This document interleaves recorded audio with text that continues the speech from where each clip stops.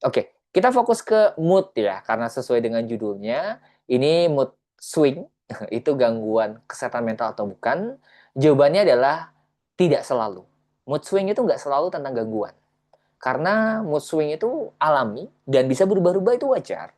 Jadi nggak selalu orang yang punya moodnya berubah-ubah itu punya gangguan. Jadi perubahan suasana hati yang terjadi dalam periode tertentu itu sangat-sangat manusiawi ya teman-teman. Nah, tapi ada checklistnya nih. Yang pertama ada pemicunya. Kamu berubah mood gara-gara apa? Itu satu. Yang kedua, intensitasnya sesuai dengan situasi.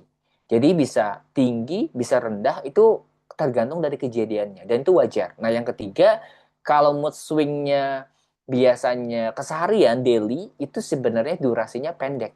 Misalnya 3 jam, 6 jam. Jadi durasinya nggak yang sampai berhari-hari. Nah, itu masih dikatakan wajar dan tidak merusak fungsi hidup. Maksudnya gini, walaupun kamu mood swing, kamu masih bisa belajar, bisa bekerja, bisa mengkomunikasikan sesuatu dengan baik, dan terakhir adalah masih bisa ngontrol perilaku kamu.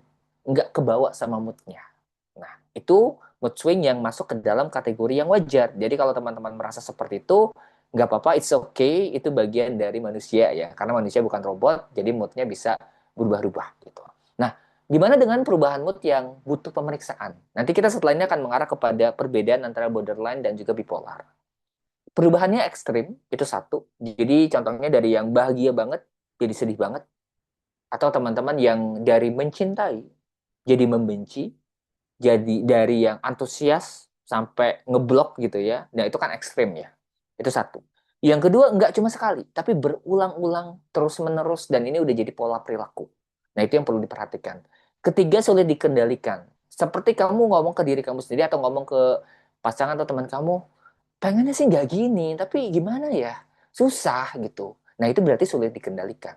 Kita nggak sadar, kita nggak bisa ngendaliin, dan bisa dibilang kita hampir diambil alih oleh perasaan kita. Yang keempat, ini merusak hubungan, karena yang terdampak biasanya orang-orang yang dekat sama kita. Pasangan, orang tua, anak juga, bahkan teman kantor, sahabat, ya siapapun, intinya akan jadi korban dari mood kita. Nah, dalam beberapa kasus misalnya, uh, oke, thank you. Dalam beberapa kasus misalnya, bisa di mute ya. Oke, thank you. Nah, biar nggak ganggu. Oke, dalam beberapa kasus, ini saya ngulang 3 kali ya. Misalnya seorang ibu yang lagi capek, itu kan pengaruh banget ke mood. Nah, ketika dia nggak bisa sadar, nggak bisa ngeregulasi moodnya, biasanya yang akan jadi pengalihan mood antara suami sama anak. Demikian juga dengan seorang ayah atau seorang suami, ketika ada beban pekerjaan, nyampe rumah, itu akhirnya dia mengekspresikannya lewat mood yang nggak nyaman, yang mungkin kemarahan-kemarahan, bahkan bisa jadi anak itu jadi pelampiasan. Saya pernah dapat kasus ya, teman-teman. Jadi ini seorang anak, itu masih SD, tapi dia datang ke saya itu ketika dia udah dewasa, udah jadi seorang bapak bahkan. Tapi dia menceritakan tentang trauma-trauma yang dialami di masa lalu, dan banyak banget dan pahit banget. Satu kejadian yang saya ingat, ini saya blur ya, nggak spesifik. Tapi di suatu waktu dia pernah bangun, dia nggak tahu apa-apa, tiba-tiba bapaknya bawa tongkat memukul, dipukulin sampai benar-benar parah, bahkan sampai bisa dibilang nggak bisa bangun saat itu, ya dipukulin sampai parah, dan alasannya ternyata anak ini adalah pelampiasan dari emosi bapaknya. Jadi dia nggak tahu kejadiannya apa, tapi bapaknya tuh lagi kesel aja. Itu yang terjadi dia dipukulin. Jadi dia baru bangun terus dipukulin. Dan akhirnya dia nggak tahu dan salah saya apa gitu ya. Dan itu jadi pengalaman traumatik buat dia. Dan kalau saya telusuri memang ada beberapa emosi-emosi yang sifatnya kemarahan, sifatnya mungkin kesedihan, ataupun hal-hal lainnya yang itu dapat merusak hubungan. Ya.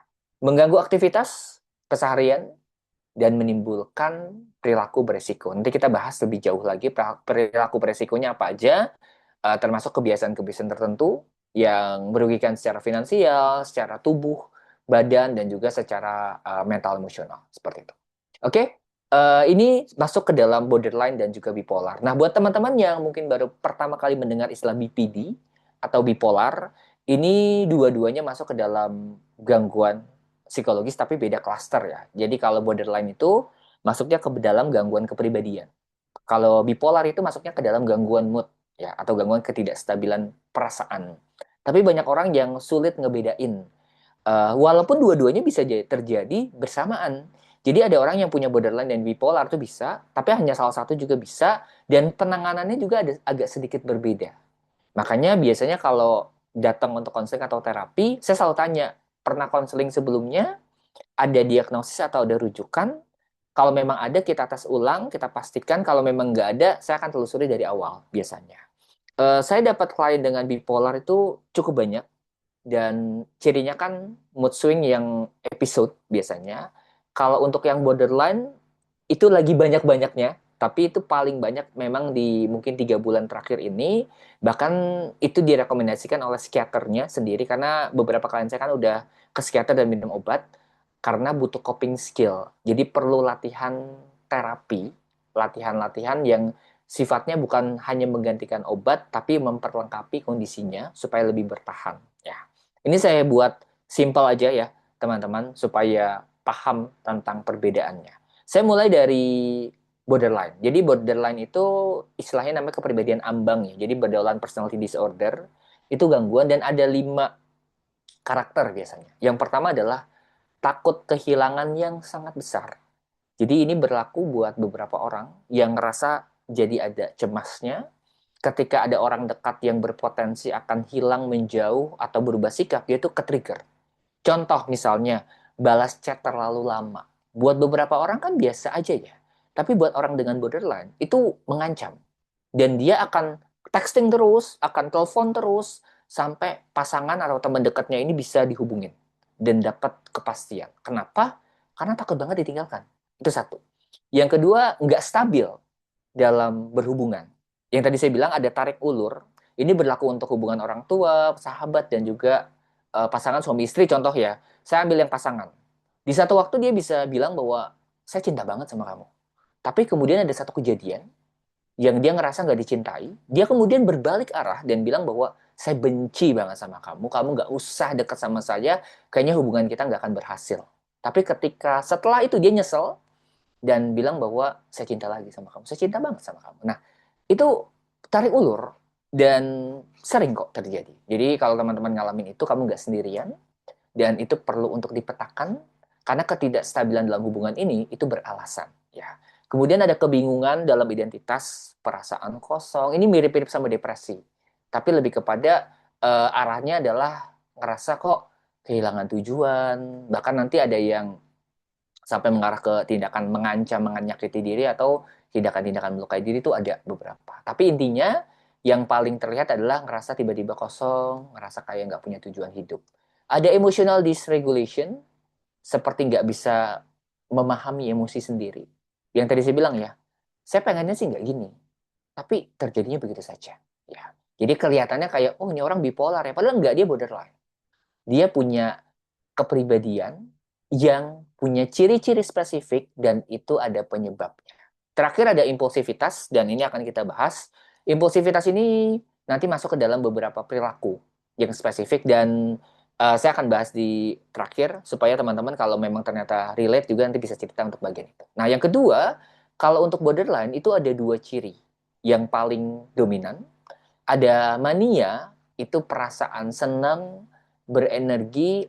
Ini hipomania ya, ini bukan hipno, sorry, typo berarti. Hipomania itu adalah perasaan yang happy juga, tapi tidak se ekstrim mania.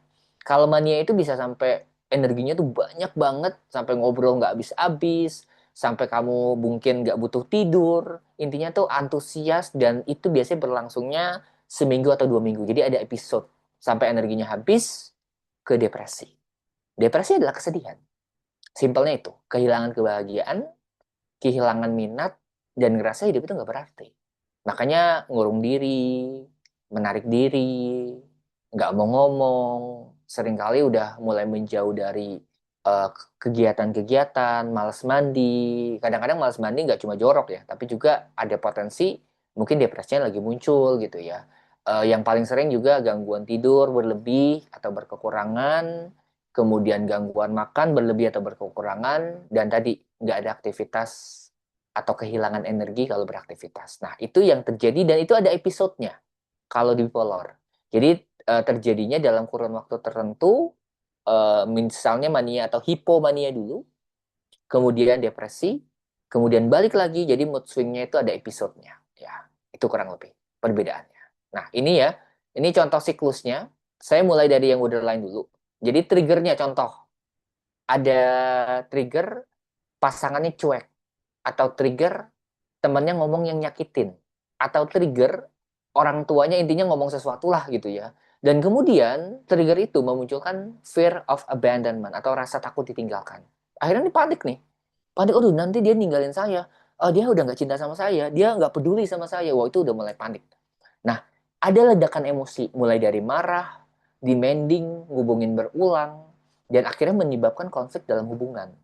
Seperti tadi mempertanyakan, kamu tuh gini ya, kamu nggak peduli lagi, wah pokoknya banyak. Dan itu memicu konflik sampai memanas, menegang, pasangan atau orang dekatnya itu ikutan marah, saling treatment, wah ini kompleks nih dalam konfliknya. Dan akhirnya seorang dengan borderline itu menyesal. Iya, iya, harusnya nggak gini.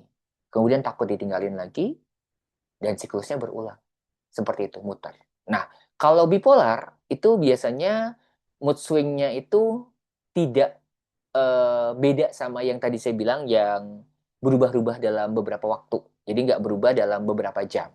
Tapi bisa berhari-hari, bahkan berminggu-minggu. Dari yang mania atau hipomanianya itu, seminggu, 2 minggu gitu ya. Setelah itu energinya habis, depresinya muncul berhari-hari sampai beberapa minggu. Ini walaupun ada tipenya juga ya. Dan kemudian balik lagi, siklusnya seperti itu. Ya, jadi yang paling spesifik gini, borderline itu kebanyakan triggernya adalah tentang hubungan. Kalau bipolar, bukan trigger tentang hubungan, tapi memang moodnya itu berubah-ubah dalam kurun waktu tertentu. Itu ya, yang bisa jadi pembedanya, yang spesifik ya, teman-teman. Nah, terakhir, yang impulsivitas ini bisa jadi bagian dari dua-duanya. Seorang dengan bipolar itu bisa impulsif ketika kondisi mania. Dan seorang dengan borderline itu bisa impulsif ketika dia sedang nggak nyaman dan butuh pengalihan dari emosinya. Emosi kehilangan tentunya. Jadi kecenderungan untuk bertindak, tapi nggak ada konsekuensi nih yang dipertimbangkan. Kalau teman-teman lihat di sini ada karakteristiknya itu pencari kepuasan, tindakannya spontan, dan juga tindakannya cenderung beresiko. Nah, contohnya misalnya impulsive buying. Nah, ini kasusnya banyak nih. Belanja gitu ya. Check out terus. Kalau stres ngapain? Lihat handphone, beli barangnya datang nyesel gitu ya. Dan itu nggak cuma satu, banyak teman-teman. Masalah yang seperti itu. Jadi kalaupun kamu mengalami hal itu, bisa jadi ada alasan di baliknya dan belanjanya itu sebagai cuma dopamine rush aja, pengalihan aja. Ada marah. Jadi marah yang meledak-ledak, merusak, bahkan sampai mukul, sampai ngancurin barang, itu impulsif. Keputusan dalam hubungan yang singkat, minta putus, balikan gitu ya. Ada penggunaan zat-zat tertentu, ya termasuk obat-obatan, apapun bentuknya, alkohol juga termasuk ya. Jadi kalau misalnya lagi impulsif, minum, ngerokok, mungkin sampai pakai nafsa, ya itu salah satu dari perilakunya. Ada juga yang impulsif dalam hal gambling. Jadi untuk ngalihin biasanya judi, ya sama dopamine rush juga ya. Dan terakhir adalah ada juga tindakan menyakiti diri. Nah, bagian mana yang kamu rasa relevan? Walaupun saya berharap nggak terjadi ya